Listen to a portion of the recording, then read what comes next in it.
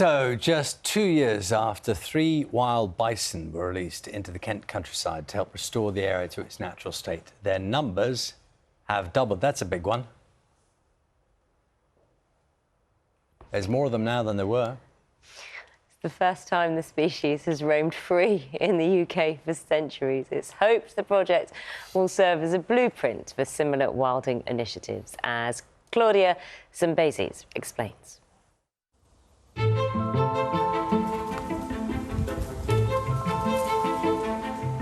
Three bison have now become 6, including 2 calves, one being a happy surprise.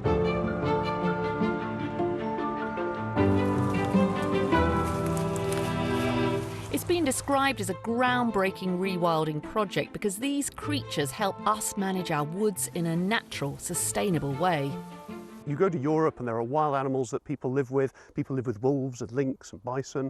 You know, in America, people go camping in Yellowstone where there are American bison, which are very, very similar to the bison we've got here. They're not dangerous animals, but we're not used to living with them in this country. And it's so important for them to be out in the wild to act as ecosystems engineers. You know, bison are rocket fuel for biodiversity. In Romania, where they have reintroduced bison back into the wild, they've done some research at Harvard recently, and 170 bison living in the wild were capturing the carbon of 43,000 cars. They're impressive, strong, the heaviest wild land animal in Europe.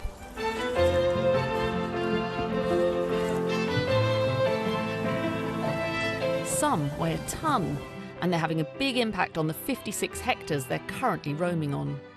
Bison, they do a lot of grazing and browsing on the trees, and this opens up long corridors. We've got lots of pathways through the woodlands, and basically this allows more light to the forest floor, and light's essential for new growth. If you have a really thick canopy, nothing really grows on the other layers, so it's not good for other species.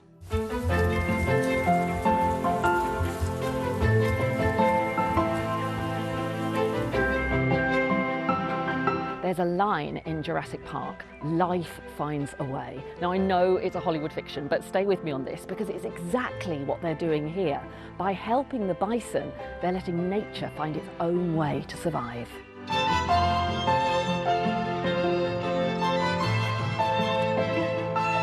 Conservationists say we're facing a nature biodiversity crisis, but by using these large herbivores to reinvigorate and create dynamic ecosystems, the project is becoming part of the solution.